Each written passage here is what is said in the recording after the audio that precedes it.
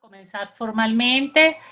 Buenos días a todos y todas. Nos complace darles la bienvenida a nuestra séptima sesión del Diplomado de Sistemas Internacionales de Protección de los Derechos Humanos que lleva adelante el Observatorio de Derechos Humanos de la Universidad de los Andes. Damos la bienvenida también muy especialmente al abogado Gabriel Ortiz, quien es coordinador del área de litigio y relaciones internacionales de la Comisión Presidencial para los Derechos Humanos y la Atención a las Víctimas del Gobierno Interino de la República Bolivariana de Venezuela. Gabriel es abogado egresado de la Universidad Católica Andrés Bello. Es visitante profesional en el área de supervisión de cumplimiento, fondo, casos contenciosos y secretaría de la Corte Interamericana de Derechos Humanos. Fue miembro de la delegación de la Universidad Católica Andrés Bello ante el concurso interamericano de derechos humanos de la American University. Es coordinador del área de litigio y relaciones internacionales de la Comisión Presidencial para los Derechos Humanos y la Atención a las Víctimas del Gobierno Interino de la República Bolivariana de Venezuela, Caracas, Venezuela, como ya dije. Gabriel Ortiz nos hablará en esta oportunidad sobre la jurisprudencia de la Corte Interamericana de Derechos Humanos sobre Venezuela. Les recordamos que el chat está abierto para que puedan hacer sus preguntas desde el comienzo, sus preguntas escritas, y como siempre, pues también van a poder participar. Si hay tiempo, las personas pueden levantar la mano si lo desean y participar de manera oral o hablada. Entonces, sin más preámbulo, los dejo con el abogado Gabriel Ortiz y espero que esta sesión sea muy aprovechada y muy fructífera para todos. Muchas gracias. Muchas gracias, profesora. Pues nada, muchas gracias a todos por estar aquí el día de hoy. Para mí es de verdad que un placer poder participar en estas actividades formativas de la Universidad de los Andes, y especialmente del Observatorio de Derechos Humanos, ambas instituciones en las que pues personalmente respeto mucho. Entonces, el día de hoy quiero comentarles un poco un viaje somero, pero al mismo tiempo bien detallado, sobre el viaje jurisprudencial que ha tenido la Corte Interamericana sobre casos relacionados con nuestro país, con Venezuela. Pero no quiero solamente restringirme a una narración fáctica del contenido de la sentencia, sino también ahondar un poco en cómo ha sido la relación de Venezuela con el sistema interamericano de derechos humanos y quizá empezar explicando un poco cómo funciona esta parte del sistema, que estoy seguro que es algo que pueden haber visto, pero me parece provechoso refrescarlo. Entonces, al respecto, bien sabrán que el sistema interamericano de derechos humanos es un sistema tres sistemas regionales de protección que actualmente existen en el mundo. Estamos hablando del sistema de protección europeo, el sistema de protección africano y el sistema de protección, por supuesto, interamericano, que son los tres grandes sistemas regionales de protección en el mundo. Y por encima de este, por supuesto, está el sistema universal de los derechos humanos, el cual se encuentra, por supuesto, orquestado por la Organización de Naciones Unidas, y ahí también todos los órganos de tratados, por ejemplo, el Comité de Derechos Humanos, el Comité de Derechos Económicos, Sociales y Culturales, y órganos un poquito más específicos como los del Consejo de Derechos Humanos, los grupos de trabajo, las relatorías especiales, que también responden a la Alta Comisionada de Naciones Unidas para los Derechos Humanos. Entonces, eso es como un panorama general de cómo estamos situados en los órganos de protección internacional a 2020. Al día de hoy, por ejemplo, el sudeste asiático y toda Asia carece de un sistema internacional de protección propio, igual que Oceanía. Es algo que todavía no ha ocurrido en esos países. Por lo pronto, lo que tenemos es pues, el sistema europeo, el africano y el interamericano. El sistema europeo ya muy avanzado, es anterior, por supuesto, al nuestro, y el sistema ya, por ejemplo, no tiene lo que vienen siendo las comisiones, ya no tienen la Comisión Europea de Derechos Humanos. Hay otras comisiones de la Unión Europea, pero por lo menos en términos del sistema europeo ya no existe la Comisión Europea de los Derechos Humanos, solamente el Tribunal Europeo de Derechos Humanos, que es una de las grandes diferencias respecto al sistema interamericano nuestro, que es que en el sistema interamericano las personas tienen que agotar muchas alternativas, lo cual no es necesariamente malo, sino que busca más bien soluciones amistosas. En Europa no. En Europa la legitimación activa es directa para poder acudir a la al Tribunal Europeo, lo cual implica que no hay que pasar, diferente a lo que ocurre en Latinoamérica y en América en general, por la Comisión Interamericana. Ya la Comisión Europea fue eliminada, por lo que si existe una petición por violaciones de derechos humanos contra un Estado europeo, perfectamente los peticionarios pueden acudir directamente al Tribunal Europeo. Con la diferencia de que el Tribunal Europeo cumple con el principio de la doble instancia, es decir, hay apelación. En cambio, el Tribunal Interamericano, la Corte Interamericana, es un tribunal de única instancia, solamente presidido por la Comisión Interamericana. Y si se ponen a ver, es prácticamente el mismo resultado, solamente que quitando las funciones cuasi jurisdiccionales de un órgano como la Comisión, porque ciertamente las comisiones no son un tribunal, cumplen funciones parecidas. Entonces, es básicamente esa primera consideración respecto a cómo funcionan estos sistemas internacionales de protección. Ahora bien, el sistema interamericano está constituido tanto por la Comisión como por la Corte Interamericana. La Comisión es el primer órgano al que nosotros podemos acudir en caso de violaciones a derechos humanos. La Comisión no solamente se restringe a la necesidad de supervisión y monitoreo, sino que también tiene facultades, como he dicho, cuasi jurisdiccionales que se han venido perfeccionando con el tiempo. Bien saben que la Comisión es, si bien jerárquicamente inferior a la Corte, es cronológicamente anterior a esta, en el sentido de que la Comisión nace a partir de las disposiciones de la Carta de la Organización de Estados Americanos, pero a pesar de lo anterior, no es sino con la Convención Americana de 1969 con la que se va a complementar sus funciones cuasi jurisdiccionales, porque, por ejemplo, de la Carta de la OEA no se desprende que la Comisión Interamericana tenga facultades para dictar medidas cautelares, cosa que hoy no hay ninguna duda de que la Comisión puede hacer eso. Tan es así que puede inclusive remitir medidas provisionales por incumplimiento reiterado o por gravedad de cada circunstancia a la Corte Interamericana, y esto es lo que se conoce como medidas provisionales. Ahora bien, eso con respecto a lo que viene siendo la Comisión. Luego está, por supuesto, la Corte, que la Corte tiene varias funciones. La Corte es un órgano conformado por 7 jueces, no es un órgano con sesiones permanentes, sino que sesiona, de hecho ahorita están en sesiones, y la Corte está, pues, tiene varias funciones, ¿no? Tiene una primera función que es la función contenciosa de la Corte Interamericana, que esa es una función de contradictorio, es una función de conocimiento de casos. Esa función es prácticamente por la que se conoce a la Corte, que son todos los casos en los cuales se dicta la responsabilidad de los estados, y por supuesto se dictan las reparaciones, porque existe como esta concepción de que la Corte Interamericana y todos estos tribunales internacionales se quedan en el papel, y no es así. O sea, la Corte tiene, al igual que como ocurriría con un tribunal de derecho interno, la facultad de dictar no solamente el decir qué ocurre cuando un Estado viola derechos humanos, sino que como consecuencia de verificar una violación, declarar la responsabilidad internacional del Estado y, derivado de lo anterior, ordenar las reparaciones pertinentes. Y por reparaciones me refiero tanto a pecuniarias como no pecuniarias. Reparaciones pecuniarias son, por supuesto, la entrega de un monto indemnizatorio, tanto por daño material como daño inmaterial, o daño moral, como lo quieran ver. Obviamente las indemnizaciones las determina la Corte dentro de su libre arbitrio.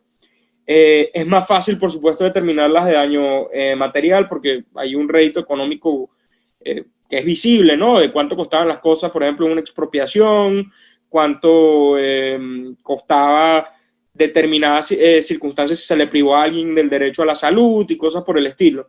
En cambio, por supuesto, es difícil la determinación del daño moral, y eso ya tiene que ver incluso con las constataciones del quantum civil, con Capitante y toda esta gente en derecho a obligaciones, pero eso no es el objeto de esta ponencia, sino simplemente decirles que la Corte cuenta con eso, y que no solamente, a diferencia de lo que ocurre con el Tribunal Europeo, es que dictan las reparaciones, sino que además es una facultad inherente a la Corte supervisar el cumplimiento de esas sentencias. Es decir, la Corte está constantemente emitiendo resoluciones de supervisión de cumplimiento sobre el contenido de sus sentencias, y como es previsible, es más la cantidad de casos que se mantienen abiertos a la cantidad de casos que se cierran por cumplimiento completo. Pero eso no quiere decir que los estados en la región no lo hagan. De hecho, yo siempre invito en estas ponencias a que piensen no desde el punto de vista venezolano de el incumplimiento reiterado del Estado, porque yo no creo que Venezuela sea un prototipo adecuado para determinar cómo cumplen los estados con sus obligaciones internacionales.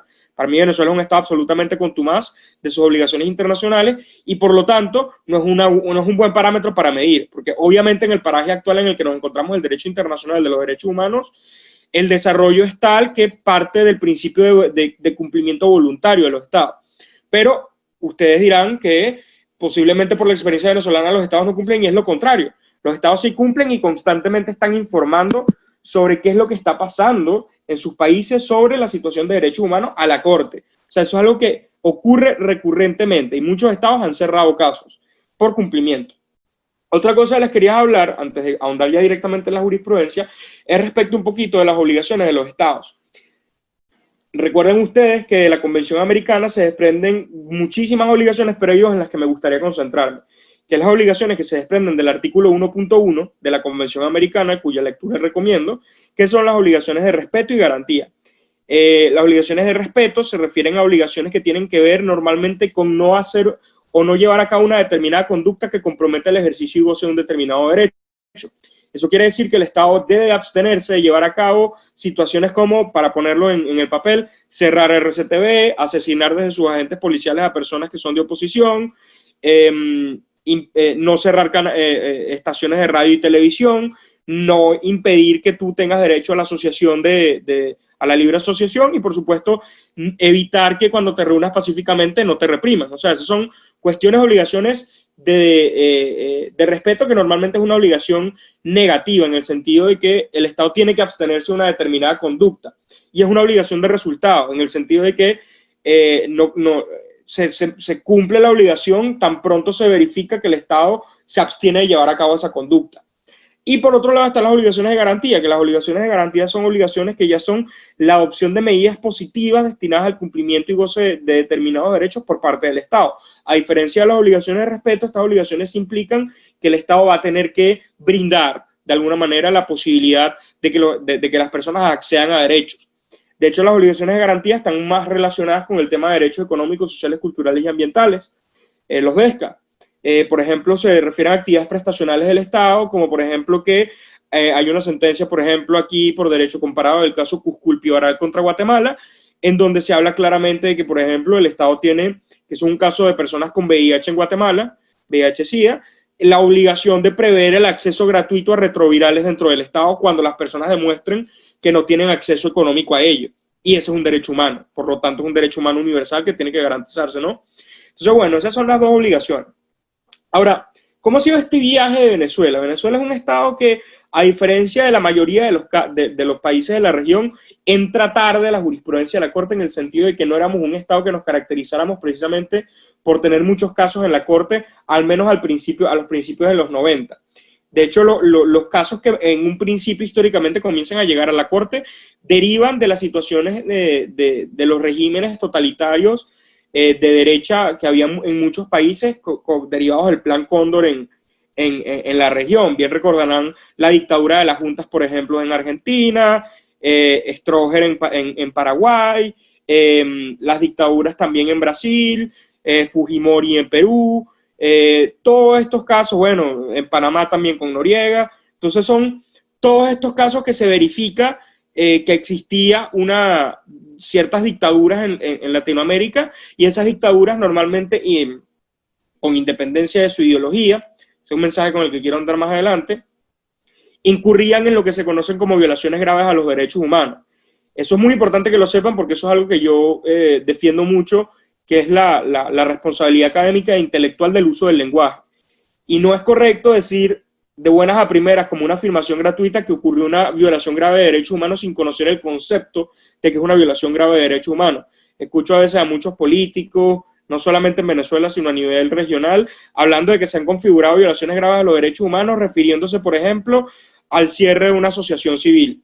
Y eso no es una violación grave de derechos humanos. De hecho, de acuerdo con la jurisprudencia de la Corte, en casos tales como J versus Perú, Ansehub-Sunat contra Perú, masacre de Pueblo Bello y las comunidades afrodescendientes desplazadas de la cuenca del río Cacarica contra Colombia, se desprende que lo que son violaciones graves son tasadas. Solamente hay ciertas razones por las cuales se terminan configurando violaciones graves, que son las desapariciones forzadas, las ejecuciones extrajudiciales, el sometimiento de tortura y otros tratos y crueles e inhumanas, y también se discute si, por ejemplo, las detenciones arbitrarias hoy día pueden ser calificadas como una violación grave. Yo soy partidario de que sí, así que fundamentalmente solo en esas 4 razones es que se verifica violaciones graves. E históricamente las primeras sentencias de la Corte Interamericana se referían a ese tipo de casos, a desapariciones forzadas y todo esto. Venezuela llega tarde porque el primer caso que vamos a tener, si bien tiene que ver un poquito con esto, no era recurrente ese tipo de casos. De hecho, el primer caso de la Corte, fue una desaparición forzada de Manfredo Velázquez Rodríguez, en el caso Velázquez Rodríguez contra Honduras. El primer caso de Venezuela ante la Corte es el caso del amparo contra Venezuela. El amparo contra Venezuela es una masacre que propició un conjunto de efectivos militares de la DICIP en ese entonces contra una serie de pescadores por supuestamente considerarlos rebeldes militares de extrema izquierda, de la FARC y del ELN colombiano con presencia en Venezuela. Eso ocurrió entre finales de los 80 y principios de los 90, que ocurre esta masacre en donde literalmente asesinaron extrajudicialmente a una cantidad importante de pescadores. Y bueno, después hubo muchas coimas en el proceso judicial en donde se sobornaban a los militares, quienes constantemente daban versiones de que supuestamente sí habían asesinado a las personas que ellos consideraban que eran pues militares, pero lo cierto es que ocurrió un error allí y también incluso se discute en el caso si eso más bien era para garantizar el rédito que correspondía al cuerpo militar, garantizarle ante sus superiores de haber efectivamente cumplido con la cantidad de militares y personas contrarias a la agenda política del momento que habían incurrido en esas prácticas dentro de Venezuela, donde se entendía que estaba prohibido las incursiones militares extranjeras, por supuesto, pero aquí se terminó asesinando un montón de pescadores en un pueblito. Y pues la Corte obviamente decidió, al día de hoy, si bien se ha cumplido con las reparaciones pecuniarias, hay muchas cuestiones que ordenó la Corte en ese caso, sobre todo, y ahí es donde quería ahondar yo con el tema de las reparaciones de garantías de no repetición, de modificaciones en el sistema interno de la policía en Venezuela, que hasta el día de hoy, lejos de haberse mejorado, se han profundizado en el contexto en el que nos encontramos actualmente. Y bueno, ese fue el primer gran caso así que pudiéramos conversar, ¿no? En ese caso también el Estado, en ese momento Venezuela tenía una conducta bastante más receptiva, y de hecho hay algo que se llama aceptar la responsabilidad internacional del Estado. Y eso ocurrió en los 2 primeros casos, ese y el siguiente que estoy seguro que todos lo conocemos, que es el caso del Caracazo contra Venezuela, que también ahí se creó esta organización muy importante que es COFAVIC, y ellos llevaron adelante todo este proceso judicial tanto en comisión como en corte. Ese caso del Caracazo del año 2002, y pues fue muy importante verificar el contenido tanto de las reparaciones y costas, porque tenían que ver con una cantidad de reparaciones importantes. Hasta el momento creo que las reparaciones pecuniarias ya fueron cumplidas, pero todo lo que tiene que ver con el contenido material, no. Digamos, las modificaciones respecto a, por ejemplo, muchas desapariciones forzadas y ejecuciones extrajudiciales, no se han entregado cuerpos y todo lo demás, y hay personas que todavía están esperando porque se les devuelvan. Entonces eso con el caso del Caracazo, ¿no? Esos son los 2 primeros casos, y en ese caso también, como les explicaba, Venezuela aceptó su responsabilidad internacional. Y aquí yo quisiera que se den cuenta como el paralelismo que existe, porque es el momento propicio para advertirlo, porque es a partir de acá que van a venir cambios en la actitud. Los hechos de tanto del amparo como del Caracazo ocurrieron previos a la asunción del gobierno de Hugo Chávez en la presidencia. Es decir, estos ocurrieron durante los gobiernos de la mal llamada, que es un término yo creo que político, Cuarta República, con Lucinchi, con Carlos Andrés Pérez, con Caldera. Okay. Con todos ellos estaban al frente del país. Y por lo tanto, el Estado fue muy receptivo en ese momento, pero es que tiene que entenderse obviamente la diferenciación entre Estado y gobierno, en el sentido de que quien está internacionalmente obligado es el Estado, no el gobierno.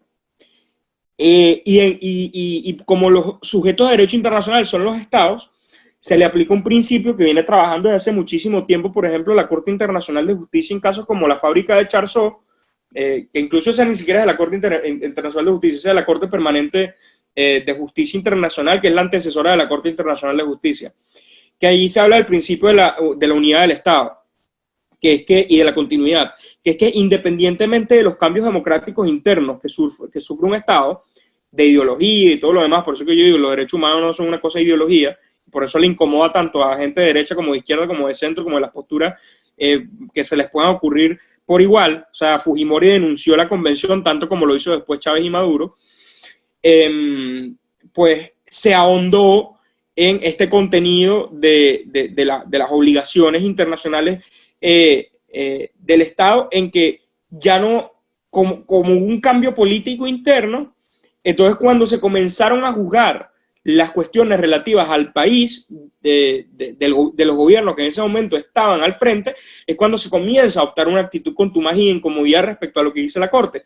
Muy a pesar de que el principio de continuidad de los estados, como les he explicado, reza que el Estado sigue obligado con independencia de los cambios políticos internos derivados de su sistema democrático o autocrático, lo que tú quieras. Entonces, eso es muy importante en términos de contenido material para el estudio de las obligaciones de los estados. Porque eso es algo que a veces no se entiende. Pareciera que cuando termina el mandato de un parlamento, entonces inicia un parlamento nuevo. Y no es así. El parlamento sigue siendo el mismo. Y por lo tanto tiene exactamente las mismas obligaciones.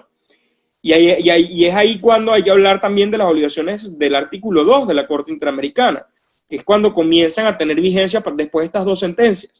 El artículo 2 de la Convención Americana consagra las obligaciones de adoptar disposiciones de derecho interno. Este es un tema un poquito complejo, así que lo voy a tratar de explicar lo más fácil posible, pero esto tiene que ver con lo que se ha denominado el control de convencionalidad.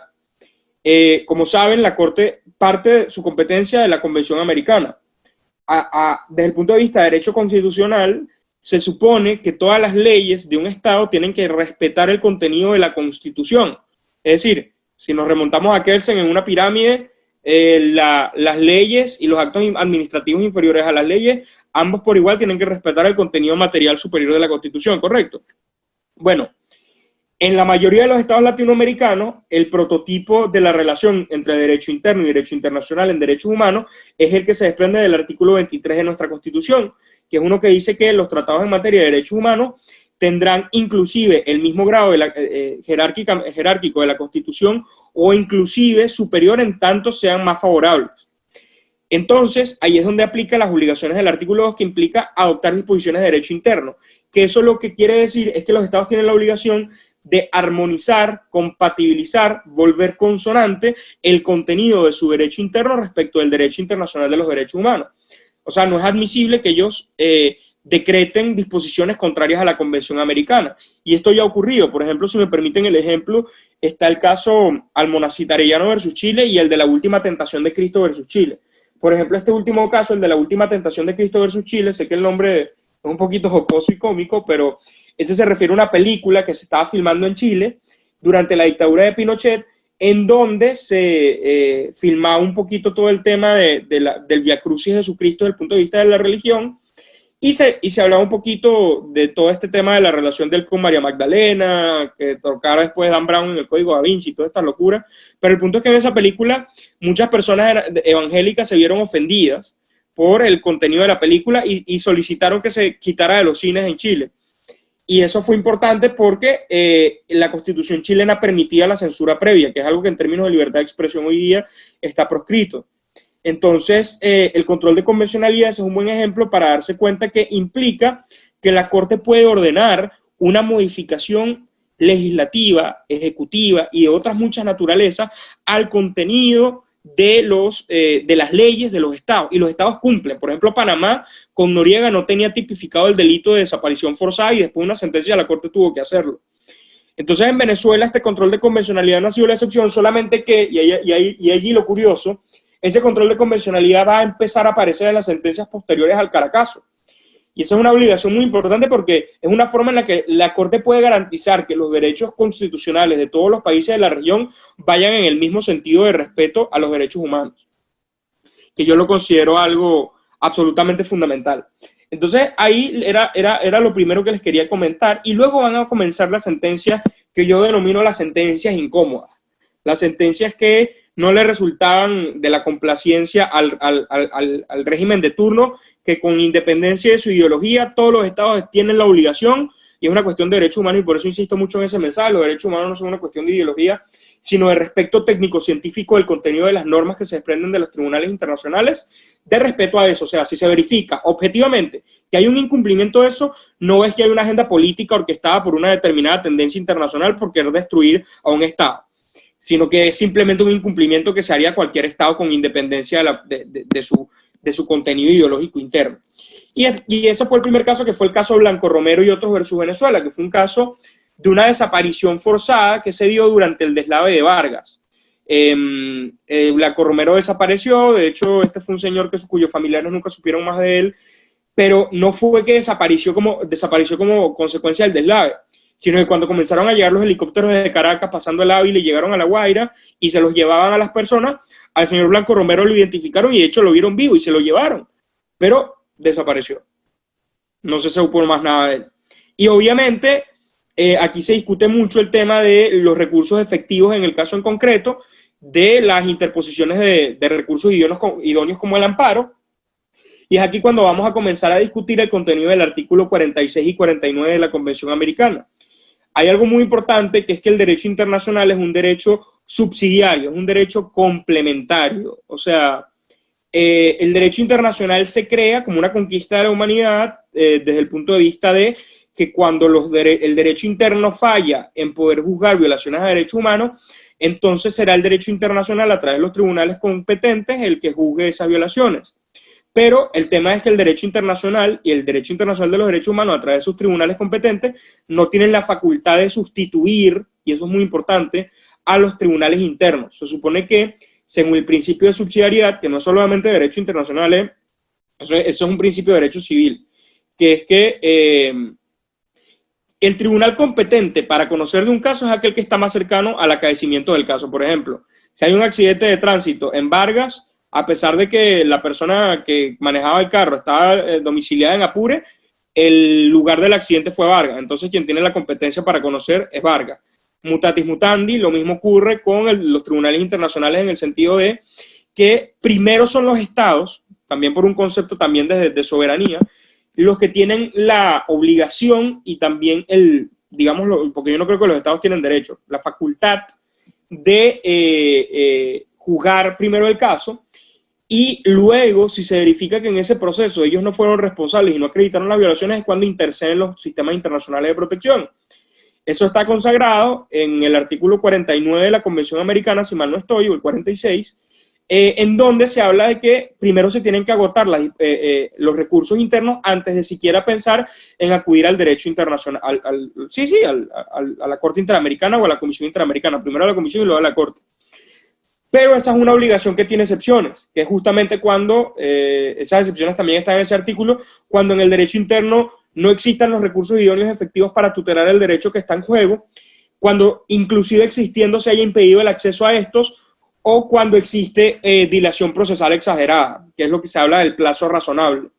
Que el tema de plazo razonable es algo que tiene que ver con cómo se mide cuando hay una dilación procesal verdadera. Eso no se mide en términos numéricos, porque todos los casos en todos los países son distintos y todos los procesos judiciales son diferentes. Sería irresponsable y peligroso decir que un término razonable para un proceso judicial son 3 años, por ponerles algo, o sea, es arbitrario, no tiene sentido, sino que más bien tienen que haber como estándares objetivos que se ajusten a cada caso concreto. Por ejemplo, en el caso Norín Catrimán contra Chile, y en Masacre de las 2 R's, la Corte ha como que desarrollado el concepto de plazo razonable y está conformado por varios elementos. Entre eso está lo que viene siendo la conducta procesal de las víctimas. Por ejemplo, el Estado, si bien tiene la obligación de hacer un proceso judicial expedito, tiene muchos casos, entonces también las víctimas tienen la obligación de estar atentas a impulsar el proceso judicial constantemente. La obligación procesal del Estado, que tiene que ver con no hacer dilaciones procesales dolosas, es decir, a propósito transar el proceso o no dar las garantías suficientes. La complejidad del caso, o sea, y eso depende ahí, por ejemplo, de si hay muchas víctimas involucradas. Un caso de masacre como el caso del Amparo que les hablé al principio, era un caso complejo por la cantidad de víctimas y porque no había claridad en las circunstancias en las que se terminaron materializando los hechos.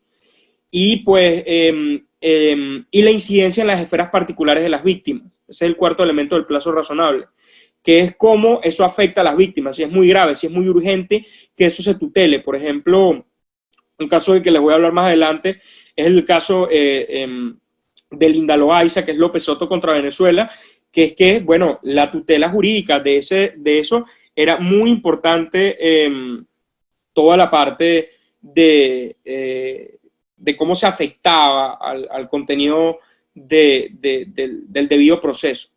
Entonces, bueno, eso para determinar como un plazo es complejo o no. ¿Ok? Ahora bien, entonces este fue el primer caso, que fue un caso de desaparición forzada. Todavía el día de hoy, porque la reparación de encontrar el cuerpo se cumple cuando se encuentra efectivamente el cuerpo, o cuando, y eso es muy importante porque es una obligación de medio, se determine que un Estado ha hecho todo lo posible por tratar de encontrar el cuerpo. Recuerden ustedes que la obligación de garantía es una obligación de medio, y eso también, el encontrar un cuerpo es una obligación de medio. No se verifica con el resultado, sino cuando el Estado acredita que ha logrado todo para todas las alternativas. Lo que pasa es que hasta el día de hoy ningún Estado ha logrado acreditar ante la Corte que haya agotado todas las alternativas en la búsqueda de una persona. Ahora bien, visto lo anterior, continuamos así con este viaje, porque ya va a comenzar el tema del control de convencionalidad, con una sentencia muy importante, que fue la sentencia Montero, Aranguren y otros, entre paréntesis, retén de Katia, contra Venezuela. Aquí es la primera sentencia que se va a hablar sobre el tema de privados de libertad en Venezuela. Allí se verificó, pues, que la situación carcelaria en Venezuela era muy incompatible con la dignidad humana. Habían violaciones tanto de naturaleza, digámoslo así, condiciones infrahumanas de detención, que eran incompatibles en ese momento para las reglas de tratamiento de reclusos que evolucionaron hoy día con las reglas Mandela.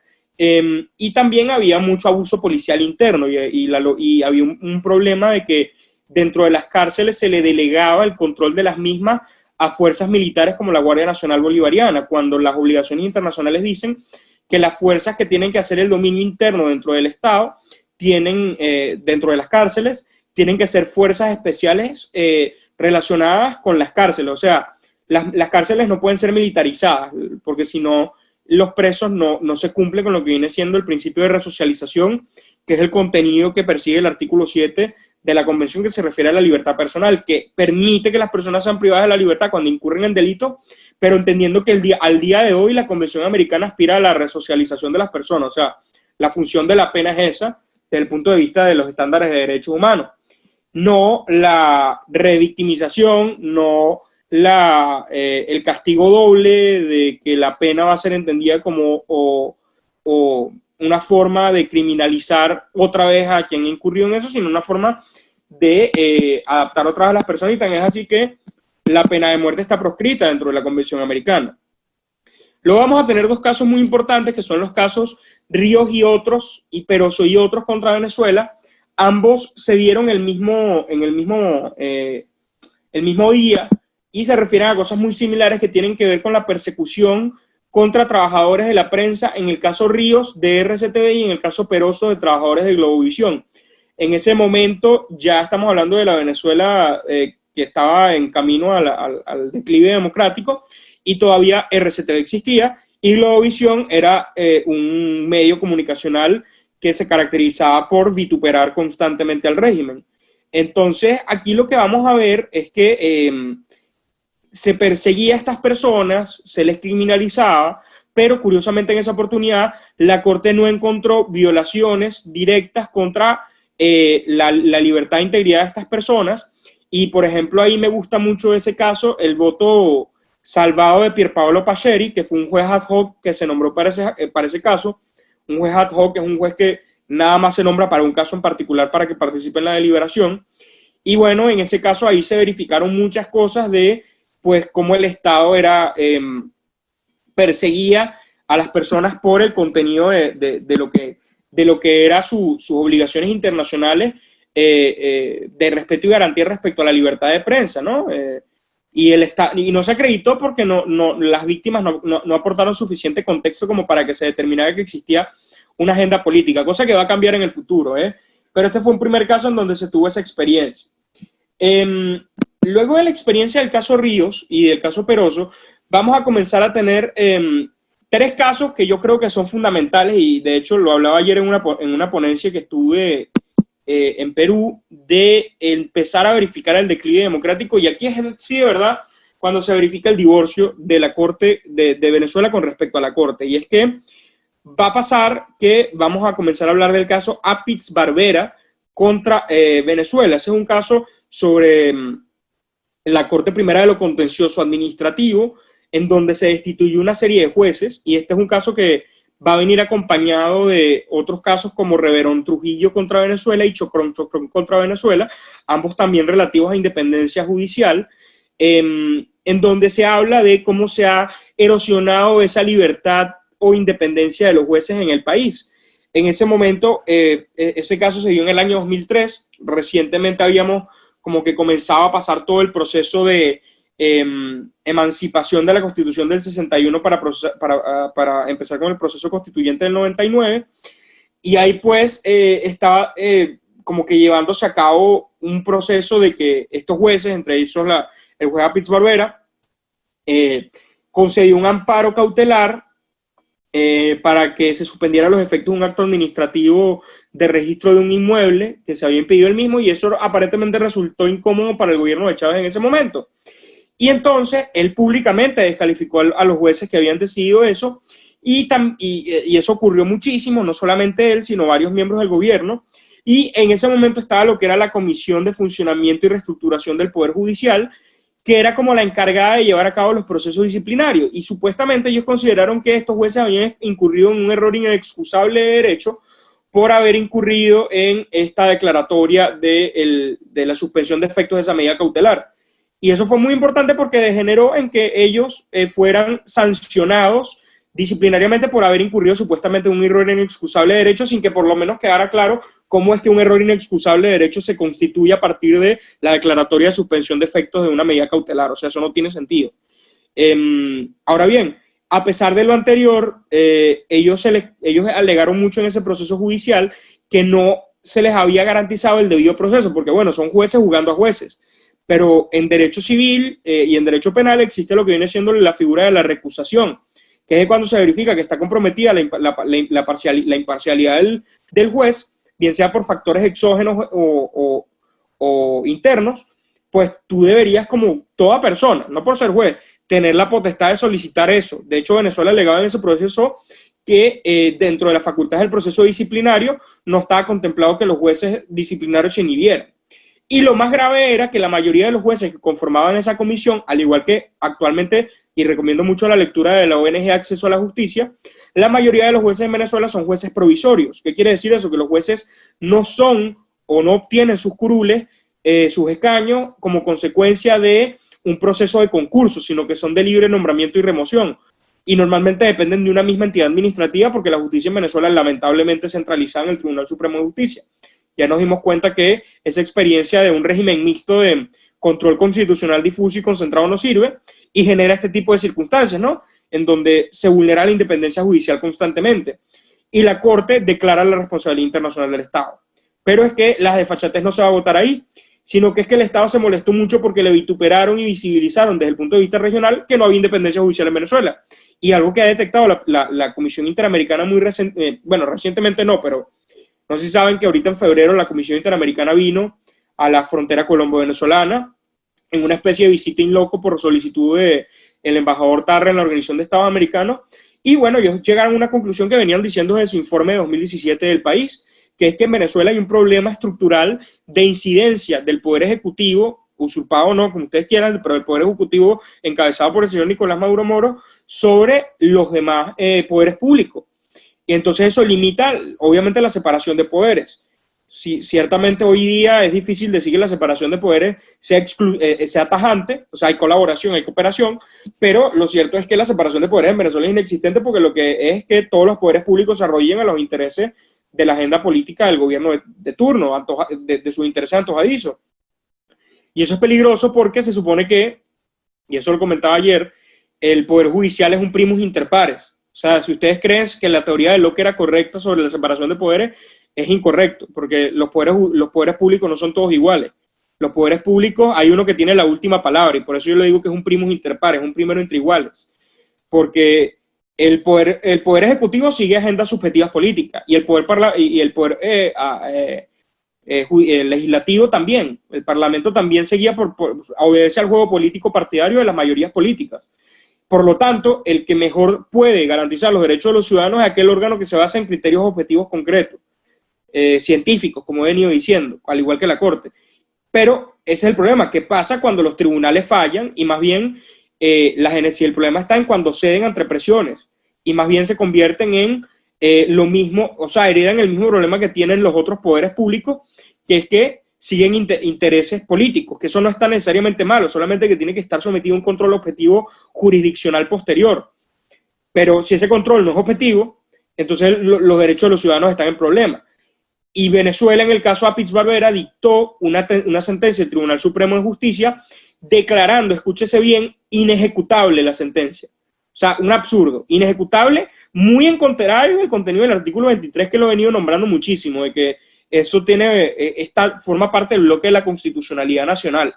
Entonces, eso a mí me parece gravísimo porque lo declaran con unos argumentos que a mí me parecen arcaicos, incompatibles. Por ejemplo, decían que Venezuela era un país soberano. Entonces, que por lo tanto, esa era una intromisión de la Corte Interamericana en asuntos internos, como que si la Corte Interamericana fuera la CIA. O sea, la Corte Interamericana es un tribunal internacional y se supone que el concepto de soberanía absoluto, ese que manejaban las monarquías en el siglo II, ya es superado. O sea, ese concepto de la soberanía en donde el Estado se le respetan sus límites y a lo interno no importa nada y no importa el escrutinio internacional, ese es un concepto absolutamente superado. O sea, ese concepto de la paz de Westfalia ya quedó atrás. El concepto actual es que hay escrutinio y control internacional, y eso lo aprendimos después de la Segunda Guerra Mundial con la experiencia de la Alemania nazi con los juicios de Nuremberg. Y quedamos muy claros en que el derecho nacional no puede invocarse como una cláusula que justifique violaciones a derechos humanos. Entonces, por ejemplo, ellos dicen que era una intromisión en asuntos internos, pero se supone que la firma y la ratificación de un tratado en materia de derechos humanos es también una expresión de soberanía.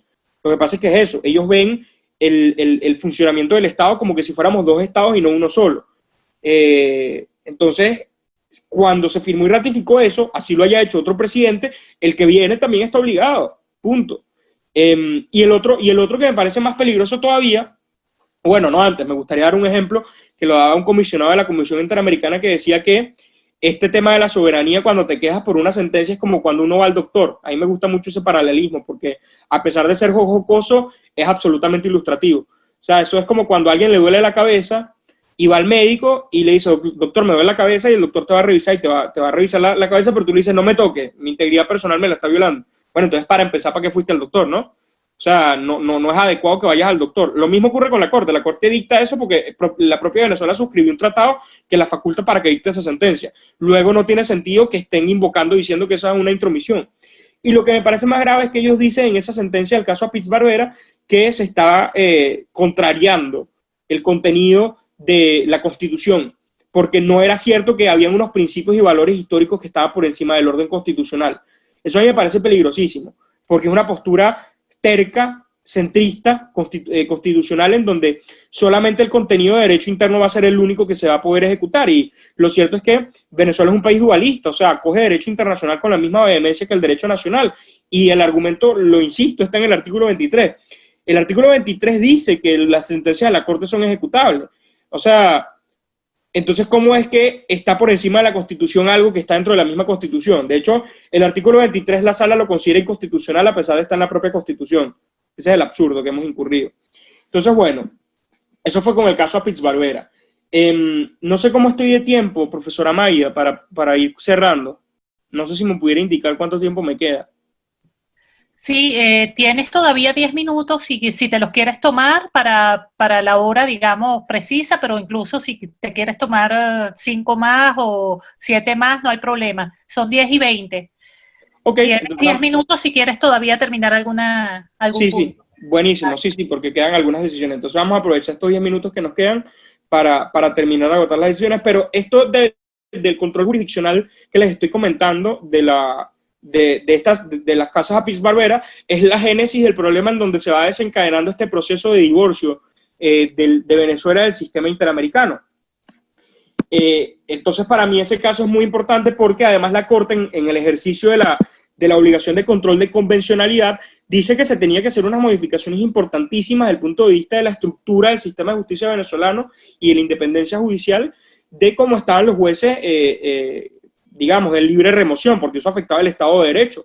O sea, no había garantías del ciudadano de independencia judicial. Sin embargo, eso fue considerado por el Tribunal Supremo de Justicia en ese momento de la Sala Constitucional, con el clásico subterfugio de que son el máximo y último intérprete de la Constitución, lo cual no tiene sentido invocándose. De hecho, está este señor, fue un ex vicepresidente del Tribunal Constitucional alemán, Winfried Hassemer, que menciona muy claramente que estos tribunales constitucionales no pueden estar invocando esas cláusulas con divorcio de los argumentos holísticos de la comprensión total del derecho interno.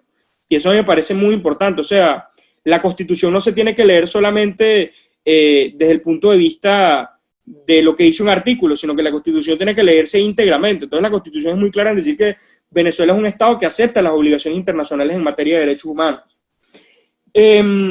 Entonces, bueno, obviamente Venezuela no ha cumplido con las reparaciones y de hecho fue mucho más allá denunciando la Convención Americana, que es algo que va a tocar en lo sucesivo. Luego está el caso Familia Barrios versus Venezuela, que es un caso que a mí me parece muy interesante porque junto con el más reciente, el último de la Corte, que es Díaz Loreto, contra Venezuela, y Hermanos Landaeta Mejía, estos tres casos, pero particularmente Familia Barrios, tocan algo muy importante, y es que en el estado Aragua, en Venezuela, que es una situación general del país, pero que de hecho ha detectado la Comisión Interamericana, pero tiene que ver con la violencia policial. De hecho, con todo este tema que está pasando ahorita en el mundo con la violencia del asesinato de Floyd en Estados Unidos, se ha discutido mucho cómo está el tema de violencia policial y ejecuciones extrajudiciales, que tiene que ver con la militarización de la seguridad ciudadana, que es que se hacen estos brazos ejecutores del Estado que están casi que al margen de la ley, ¿no?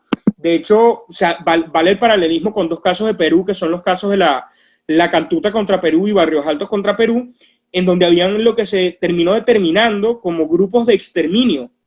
¿Qué son los grupos de exterminio? Son grupos policiales ejecutivos.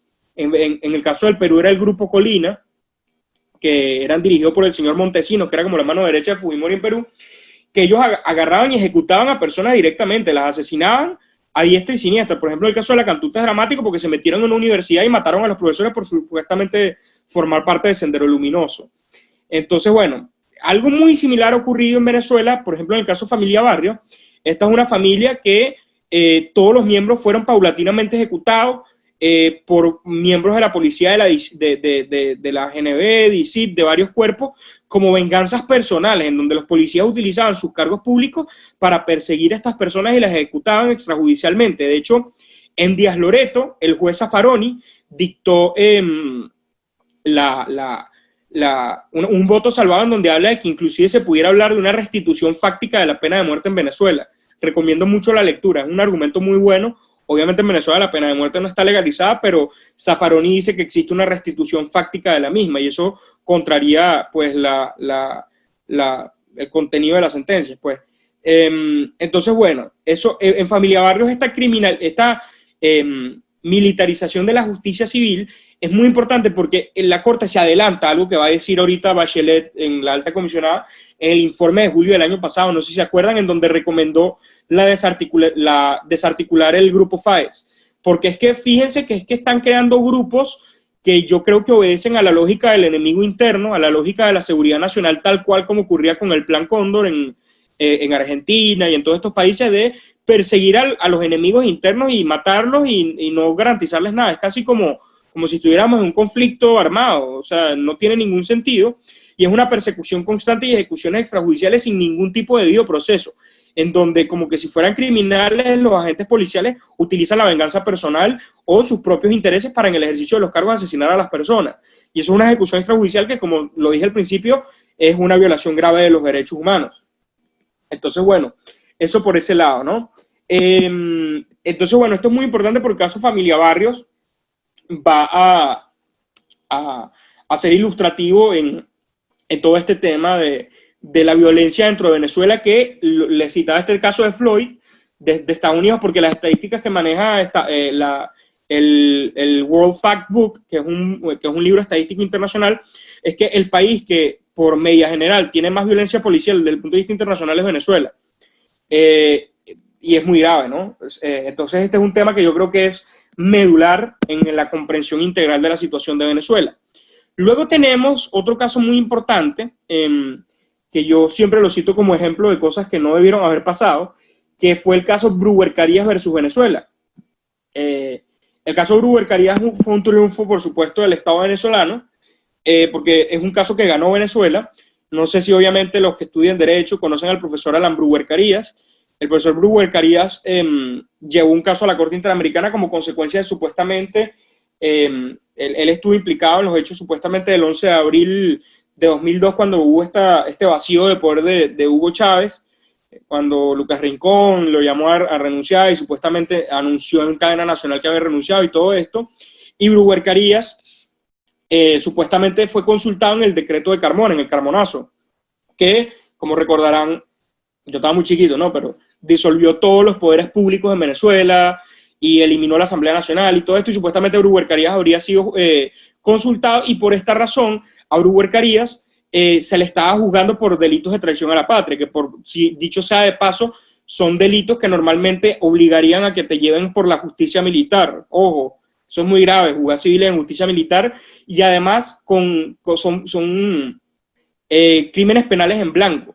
Eso es muy importante, el tema de las penas en blanco, de los delitos en blanco, que son crímenes muy amplios, con supuestos de hechos muy amplios, y que no dicen una consecuencia jurídica muy clara. Y eso es peligroso porque dejan una discreción amplísima en el juzgador, y pues van en contra de los estándares internacionales de derechos humanos, y eso es una situación estructural en Venezuela que yo creo que hay que cambiar cuando pasemos de país, porque esos delitos de traición a la patria, asociación para delinquir, conspiración, son delitos que se imputan por cualquier cosa que se crea incómoda para el régimen. ¿Me explico?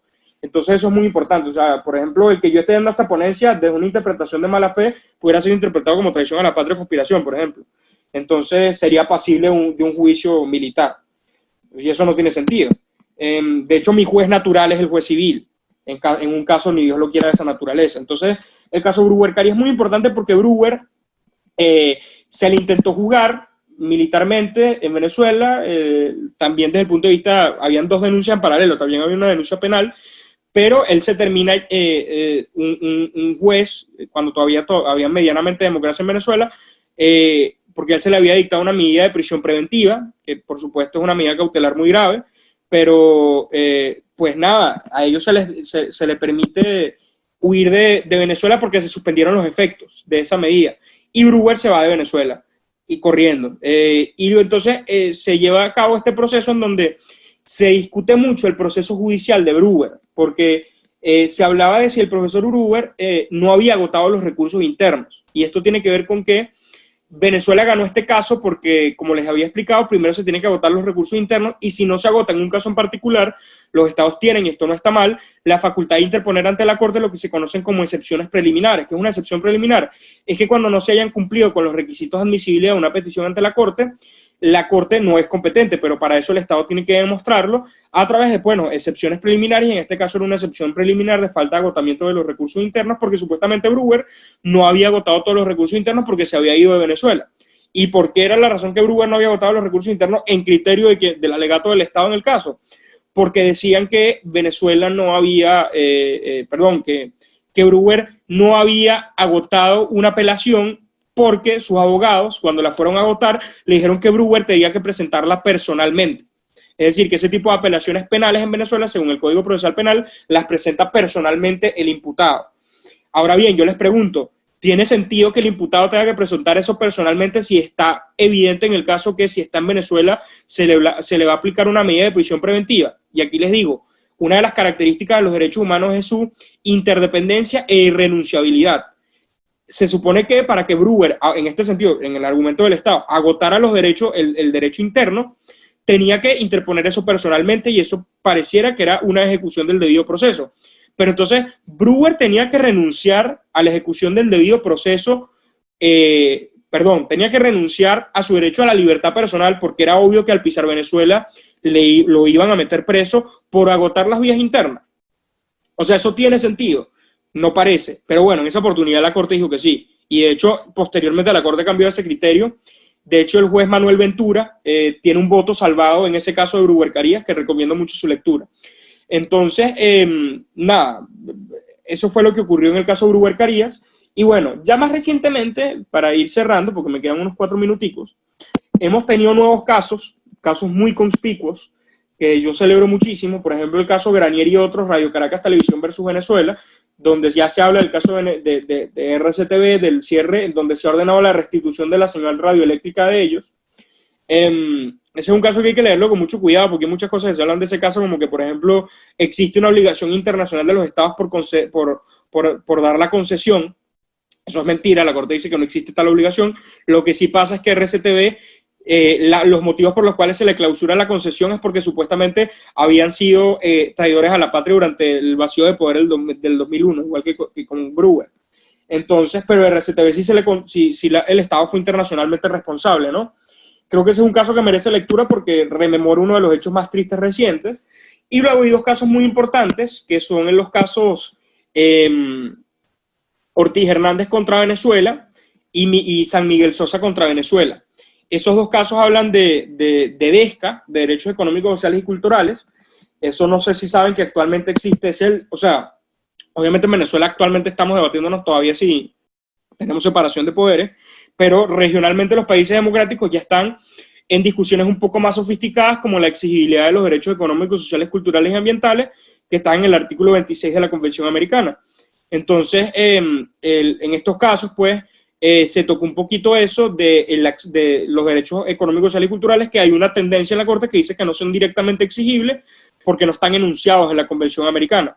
Resulta que, por ejemplo, en el caso San Miguel Sosa, se habla de que sí, de que los derechos económicos, sociales y culturales son exigibles. Este fue el caso de la lista Tascón, que se terminó sacando un montón de personas del personal aduanero a la doctora San Miguel Sosa, porque, bueno, supuestamente no eran afines al régimen y hubo una persecución política en contra de ellas y se le privó del derecho del trabajo. De hecho, clásico, en ese caso también se invocaron muchas cláusulas de derecho interno que a mí me parecían absolutamente impertinentes porque a la luz de la Convención de Viena del Derecho a los Tratados, un Estado no puede invocar su derecho interno para excusarse del cumplimiento de disposiciones internacionales, ¿no? Y bueno, dos últimos casos, López Soto contra Venezuela, que es un caso que yo creo que es muy importante visibilizar porque es el caso de Linda Loaiza, y es un caso que existe esta tendencia actualmente en Venezuela de decir, de la Venezuela conservadora, creo yo, que Venezuela no es racista, que Venezuela no discrimina a las mujeres, y lo cierto es que Venezuela no es distinta al contexto de discriminación estructural contra la mujer que hay en el resto de la región.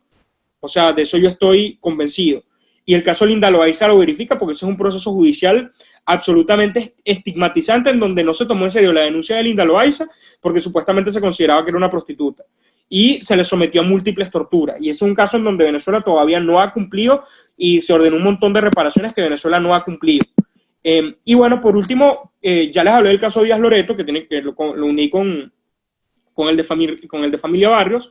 El último caso es el de Álvarez Ramos, que tiene que ver con el caso del presidente Tulio Álvarez, del profesor Tulio Álvarez, que es un profesor muy querido de la Católica y de la Central, que a él también se le persiguió y estigmatizó y se le impidió, digamos, se le censuró de forma previa y también se le impidió el acceso a información. O sea, en Venezuela se criminaliza el acceso a la información pública y eso es un caso muy importante porque él hizo público una información que era de dominio público, pero se le criminalizó supuestamente porque eso era secreto de Estado. Entonces eso yo creo que es muy importante tenerlo en cuenta.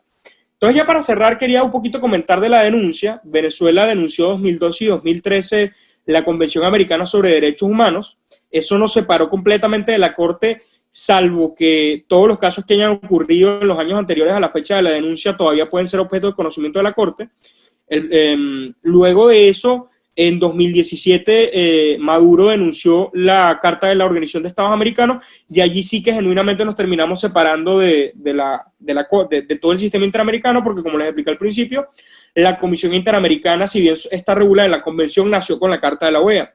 Si bien con la denuncia de la Convención Americana la Corte dejó de tener competencia, la Comisión no, pero pues luego de la denuncia de la Carta de la OEA también nos separamos completamente y podemos hablar que somos un símil con Cuba en el sentido de separarnos completamente del sistema de protección interamericano.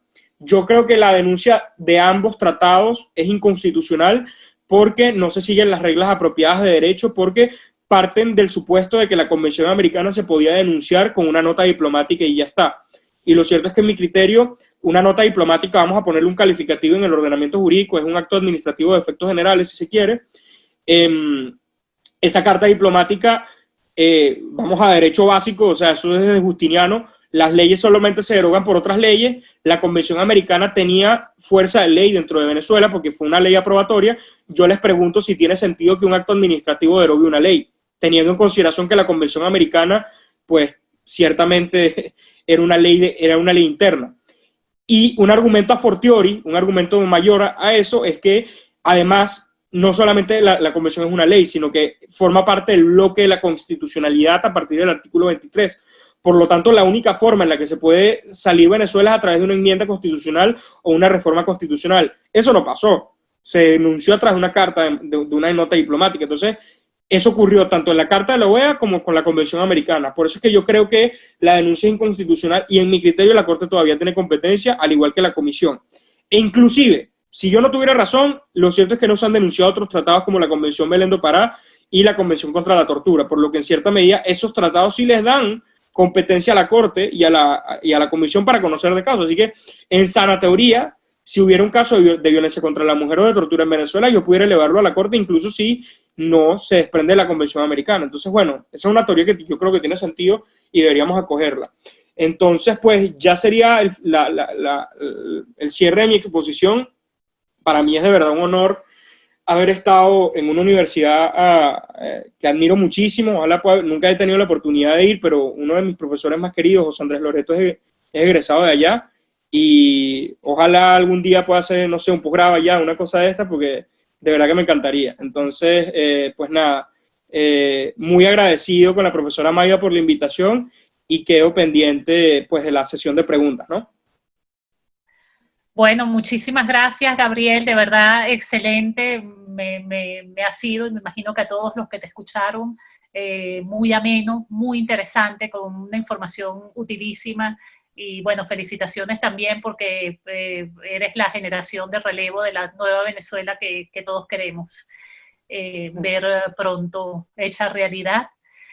Creo que hay aquí algunas preguntas. Justamente yo te había hecho la pregunta porque creo que están invitando para el próximo lunes, si mal no recuerdo, una webinar sobre justamente las obligaciones de los estados que han denunciado la convención. Creo que ya adelantaste un poco esta respuesta. ¿Cuál es la obligación de los estados que han denunciado la convención? Y tenemos también, buenos días, ya va.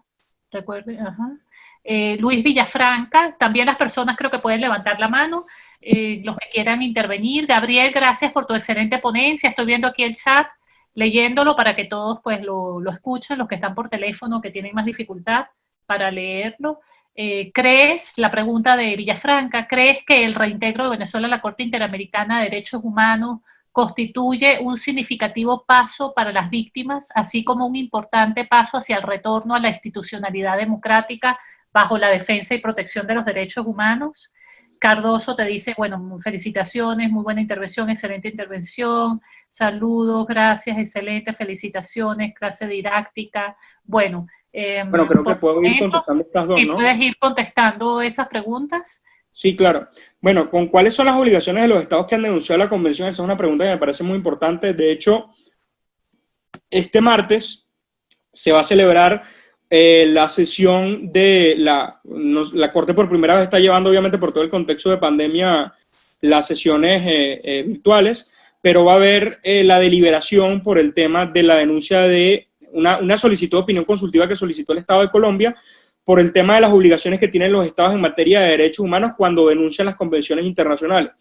Y ahí es cuando se va a afinar, porque la discusión es un poquito de derecho internacional público en cuanto a esta pregunta, porque se dice que no debería operar con la misma flexibilidad los principios de la Convención de Viena sobre la denuncia en los casos de tratados en derechos humanos. Esa es la premisa. Porque la Convención de Viena del derecho a los tratados no solamente regula tratados en materia de derechos humanos, sino regula tratados comerciales. Por ejemplo, pónganse un tratado comercial que firmamos nosotros como país después en el futuro democrático con China, en ejecución de los principios de UNIDROIT y toda esta cosa de arbitraje internacional que también es chévere, y de tratados internacionales. Entonces, se supone que las obligaciones del derecho a los tratados de la Convención de Viena se aplican en ese tratado, que es un tratado que versa sobre una materia absolutamente distinta de la que hemos discutido en esta clase, que no es derechos humanos, sino es comercial. Y yo creo que en efecto debería operar con cierta rigidez en ese caso, pero yo me pregunto si está en juego los mismos intereses en el caso de un tratado comercial a un tratado de derechos humanos.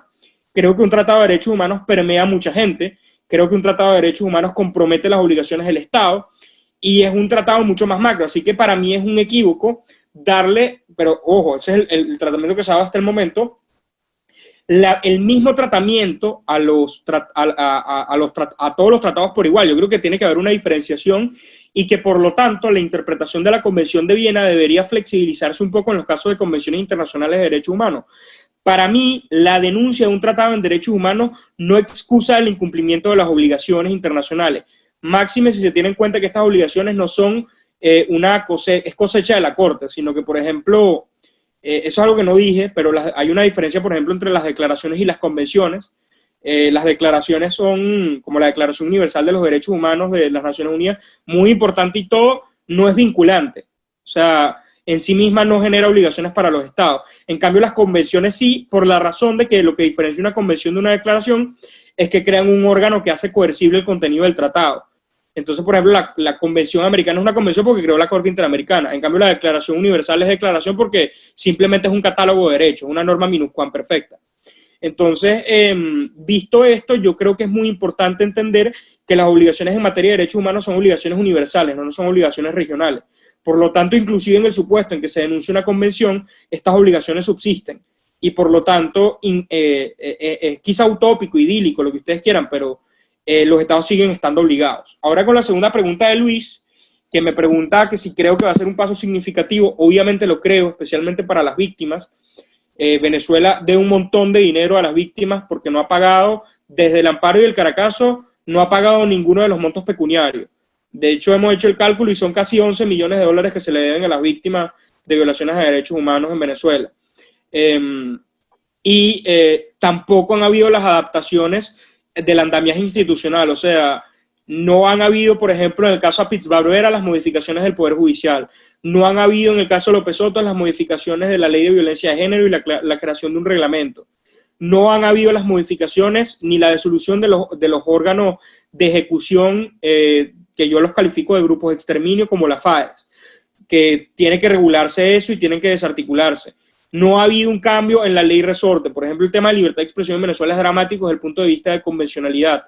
Es decir, lo recomendable por la Relatoría de Libertad de Expresión de Edison Lanza es que el proceso por el cual se censure a alguien es por responsabilidad posterior. Y eso quiere decir que Conatel, por ejemplo, no debería tener facultades ejecutivas inmediatas. Conatel pudiera decir, pues mira, cierro determinado medio, pero no debería tener la facultad de ejecutar eso por propia cuenta, sino que eso debería hacerse a través de un refrendamiento, a través de un juicio. Y luego es que se puede cerrar el medio, pero eso para garantizar la doble instancia y el principio del juez natural. Se puede agotar la vía administrativa, pero debería ser un juez. Entonces, para mí, todos estos cambios son cambios muy importantes a los que hay que prestarle atención porque es la jurisprudencia histórica nuestra. Creo que es algo que tenemos que prestar mucha atención. Y pues yo creo mucho en el retorno de la institucionalidad democrática bajo la defensa y protección de los derechos humanos. Yo creo que Venezuela, como la denuncia inconstitucional, todavía todos los hechos acaecidos entre el año 2013 y el año 2019 son objeto de conocimiento de la Corte, independientemente de que se haya efectuado una denuncia, porque esa denuncia no debería surtir efectos jurídicos. Entonces, bueno, yo creo que una experiencia que pudiéramos ser provechosa es la del retorno a la corte que utilizó Diego García Sayán en Perú, luego de la denuncia que hizo Fujimori con la convención, en donde fue la misma discusión, eso se vio zanjado, y si ven actualmente, el país que más casos tiene en la corte es Perú, por todos los casos que pasaron con Fujimori. Entonces yo creo que ese es un modelo democrático de reinserción a la Corte Interamericana que debemos seguir una vez que se den las condiciones para poder hacerlo. Entonces, bueno, esas serían las dos respuestas que daría a estas preguntas. Profe, creo que tiene el micrófono. Ajá. Sí. Otra pregunta, pero no sé si tienes las estadísticas a mano o algo así, pero si tuviéramos que considerar cuál es el país que menos se acoge o que menos obedece las resoluciones o las sentencias de la Corte, y cuál es el país latinoamericano que más lo hace, No sé si tenemos como el más bueno y el más malo, así. Sí lo tengo, sí lo tengo. Eso está en el artículo 65 de la Convención Americana. El artículo 65 habla de el incumplimiento reiterado. O sea, eso lo explicó al principio, que el Tribunal Europeo de Derechos Humanos, cuando dicta una sentencia en las reparaciones, eso lo delegan a una Comisión Europea de Ministros que hace el seguimiento de las reparaciones. En el sistema interamericano eso no pasa así, sino que es que ese mismo seguimiento lo hace directamente la Corte en términos de reparación. Entonces, la Corte sí tiene entonces un registro estadístico de cómo son el grado de cumplimiento de las obligaciones. Obviamente nosotros estamos dentro de los países que más incumple, de hecho creo que es el que más incumple, pero es por la cantidad de casos. Pudiéramos estar igual con, o sea, estamos casi que igualados con Nicaragua. El problema está en que Nicaragua no tiene tantos casos como Venezuela. Entonces Venezuela tiene alrededor de 12 casos que han sido declarados a través del artículo 65, que es que la Corte, porque un Estado puede no cumplir porque no quiere, pero tiene algo que cumplir obligatoriamente, que es la obligación de informar. O sea, los Estados mínimamente tienen que estar enviando información a la Corte cada 6 meses, cada 3 meses sobre el cumplimiento de las reparaciones, ¿no? Si la Corte nota que un Estado ya dejó de informar ahí y es reiterado, ahí ya la Corte no puede hacer nada y se harta y dice, pues mira, yo tengo que declinar mi competencia, en este caso, mutatis mutandis con lo que pasa en Europa, en la Asamblea General de la Organización de Estados Americanos. Entonces ahí los países que más incumplimiento tienen son Venezuela y Nicaragua. Antes los países que más incumplimiento tenían era Perú, pero ya no, Perú ya está cumpliendo. Y los países que les puedo decir que cumplen más es Costa Rica. De hecho, Costa Rica acaba de cerrar un caso muy complejo, que fue el caso Artavia Murillo contra Costa Rica. No sé si saben que Costa Rica es uno de los pocos estados que todavía es confesionales en el mundo, es decir, no es un estado laico, acoge la religión católica como religión oficial del estado, y eso ha generado problemas. Genera problemas en el sentido de que en los 90 no se permitía el acceso a la fecundación in vitro en Costa Rica, y la Corte determinó que eso violaba los derechos reproductivos y sexuales de las mujeres en Costa Rica, y se le ordenó a Costa Rica algo muy difícil, que era hacer universal en Costa Rica el acceso a la fecundación in vitro de forma gratuita. Y eso parece muy difícil, pero lo lograron con la Caja Costarricense del Seguro Social, y hoy día Costa Rica cumplió en plenitud, o creo que todavía queda pendiente una reparación, que es el tema de eso. Y también el otro país que cumple full es Chile. O sea, Chile y Costa Rica yo creo que estarían en tope de países que cumplen, con el caso, por ejemplo, de La Última Tentación de Cristo, que les comentaba, del caso de la película. Chile derogó esa disposición, o sea, ahorita está muy en discusión con las protestas que se dieron el año pasado en la reforma constitucional, pero en Chile se derogó una disposición constitucional que admitía la censura previa. Entonces yo creo que esos dos países son modelos democráticos importantes de cómo es el cumplimiento de derechos humanos, y si se pone un muro de la vergüenza, pues Venezuela obviamente está ahí junto con Nicaragua, pero es algo que espero que cambie pronto. Seguro que sí. Tenemos otra pregunta, Gabriel, por acá de Vilca Fernández.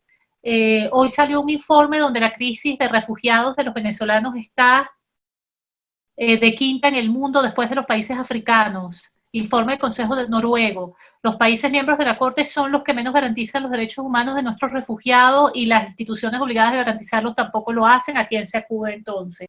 Pregunta Vilca, que es un estudiante de la ULA, bueno, ex estudiante y bueno, fue desterrado, fue preso político, no sé si te acuerdas. Bueno. Sí. Está en Perú en este momento, sí. Ok, mi solidaridad con Vilca, un abrazo. Mira, el caso de refugiados también me gusta mucho. Eso está obviamente regulado en la Convención de 1951. En la región tenemos la Declaración de Cartagena, que es como una disposición que amplía las razones por las cuales una persona puede ser refugiado. La jurisprudencia de la Corte sobre refugiados es muy pequeña. O sea, les puedo citar los casos. Vélez Lor contra Panamá, muy importante. Familia Pacheco Tineo contra Bolivia. Y obviamente la opinión consultiva del año 2003 que solicitó México sobre el estatus de los migrantes irregulares. Y pues lo cierto es que yo no diría que todos los países incumplen las obligaciones de refugio. Creo que hay países como Perú que es dramática la situación, en efecto, con respecto a los venezolanos. Pero, por ejemplo, ha habido mucho problema, por ejemplo, entre Haití y República Dominicana. Ese es otro caso, el de personas haitianas y dominicanas exiliadas. Y República Dominicana en un principio estaba cumpliendo, luego el Tribunal Constitucional de República Dominicana se volvió un poquito loco y también declaró que iba a denunciar la Convención Americana recientemente. Pero bueno, el punto es que hay estados que sí cumplen el tema de refugiados. Yo creo que el tema de refugiados tiene que ser abordado desde yo no creo que ahorita la cosa vaya por casos, porque los casos tienen el problema de tardar mucho tiempo. Yo creo que ahorita es una obligación más de monitoreo y de supervisión y yo creo que de llamados urgentes. Yo creo que el órgano propicio para esto, tomando en cuenta que la mayoría de los países de Latinoamérica todavía reconocen a la Comisión Interamericana por fortuna, es a través de llamados urgentes ante la Comisión Interamericana. O sea, yo creo que es una estrategia muy adecuada en estos casos y creo que el tema de refugiados y migrantes, en el caso venezolano, hay que denominarlo con el nombre que corresponde. Los migrantes venezolanos no se están yendo porque quieran, y por eso no son migrantes, son refugiados. Para mí, ellos califican con refugio desde el punto de vista de la Declaración de Cartagena, y cuando los estados intentan dar otras medidas de protección diferentes, esas no son medidas de protección adecuadas. Entonces yo diría, hay que tener mucho cuidado con el tema de refugio porque también actualmente hay mucho problema de las obligaciones que es un tema muy delicado, que es el principio de non-refoulement, se me olvidó la cuestión en español, de no retorno, de no devolver en frontera. O sea, eso es como que no se puede a una persona que se tiene conocimiento, incluso que si no tiene refugio, que tiene riesgo contra la vida e integridad personal, devolverlo a su país de origen. O sea, eso está proscrito internacionalmente. Entonces yo creo que ese corpus juris de la jurisprudencia de la Corte sobre refugiados es bueno revisarlo. Y bueno, exacto, el principio de no devolución, exacto. Muchísimas gracias a Denise. Entonces eso. Entonces bueno, eso. Creo yo que es un principio muy importante de estudio y creo que en Venezuela está ocurriendo mucho eso. Creo que hay que seguir haciendo el seguimiento, por ejemplo, la OIM y el ACNUR tienen un trabajo conjunto muy bueno con los Displacement Tracking Matrix, que son como perfiles migratorios venezolanos. Creo que es bueno revisarlos y bueno, creo que ese sería mi aporte ahí, ¿no? Creo que hay que seguir remitiendo a ACNUR y a OIM y creo que hay que agotar las vías nacionales de los países que todavía son medianamente democráticos e informar a la Comisión Interamericana. Que bueno, los países se toman en serio los llamados de atención de la Comisión Interamericana. Entonces, bueno, no sé si tienen más preguntas, profesora.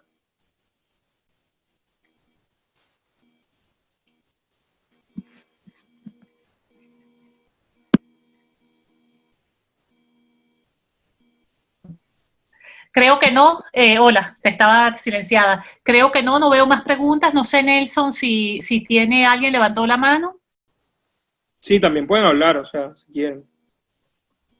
Si alguien quiere el derecho de palabra. No tengo derechos de palabra en cola. Yo creo que podemos ir cerrando. Okay. Bueno, perfecto. Entonces, yo creo que sí, podemos ir cerrando ya. Si no hay más preguntas, ha sido excelente. Bueno, a mí me ha fascinado. Y no sé, Nelson cierra entonces. Muchísimas gracias de nuevo, Gabriel. Ha sido un placer. Esperemos que podamos invitarte a Mérida o a la Universidad de los Andes cuando las condiciones estén dadas y que puedas venir como profesor del diplomado ya presencial. Además, que conozcas la universidad, que conozcas su sede histórica, su sede antigua y bueno, y que conozcas la bella Mérida. Es así, muy interesado y muy emocionado por eso. Y bueno, nada, les agradezco y reitero a la profesora Maya por su invitación y su solidaridad desde el principio, y pues a todos los participantes del día de hoy, espero haber aportado en su formación alguito. Entonces, bueno, nada, y a Nelson por todo también, Muchas gracias, profesor, por su excelente exposición. Gracias a todos los participantes. La reunión ha terminado. Vale, muchas gracias.